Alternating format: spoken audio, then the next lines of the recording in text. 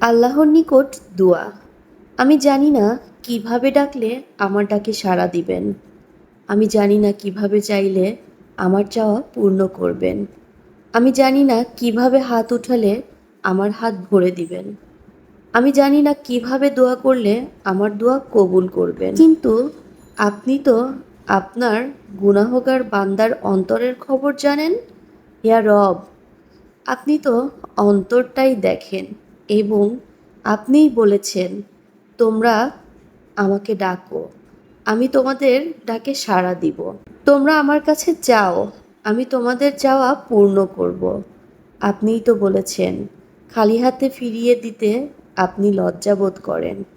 আমি অযোগ্য, আমার যোগ্যতার বাহিরে আপনি অনেক কিছুই দান করেছেন। আমি এবারও বিশ্বাস করি আপনি আমাকে নিরাশ করবেন না। জানি আমি ছাড়া আপনার অনেক উত্তম বান্দা আছে, কিন্তু আমার আপনি ছাড়া কেউ নেই আমার রব।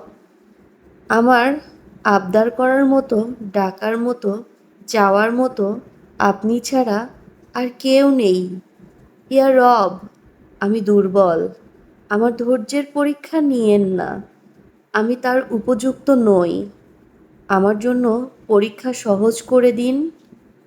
ইয়া রহমানুর রাহিম, ইয়া রাহিমু, ইয়া আজিজু, ইয়া গফ্ফারু, ইয়া কারিমু, ইয়া আলিমু, ইয়া জালিলু, ইয়া জব্বারু, ইয়া মুতাকাব্বিরু, ইয়া মুহাইমিনু, ইয়া হাইয়ু, ইয়া হান্নানু, ইয়া মান্নানু, ইয়া গফ্ফারু, ইয়া রাহিমু, ইয়া জাল জালালি और ইকরাম, ইয়া হাইয়ু ইয়া কাইয়ুম, বিরহমাতিকা ইয়া আরহামার রাহিমিন।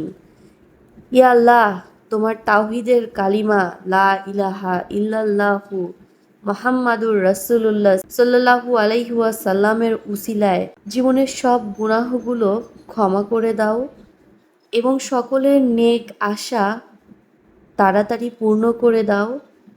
হে আল্লাহ, হয়তো কেউ তোমার কাছে চাইতে পারছে না, হয়তো তার চাওয়ার ধরনটা অন্যরকম, কিন্তু তুমি তো অন্তর্যামিন আল্লাহ, তুমি তো সব জানো।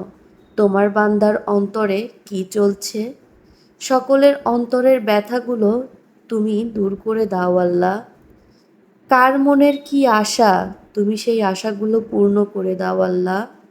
হয়তো ঠিকভাবে তোমার কাছে চাইতে পারছে না, তুমি অন্তরের ভিতরের খবর জানো আল্লাহ। তুমি সেই অন্তরের খবরগুলো জানার পরেও তুমি তো চুপ করে থাকো না আল্লাহ।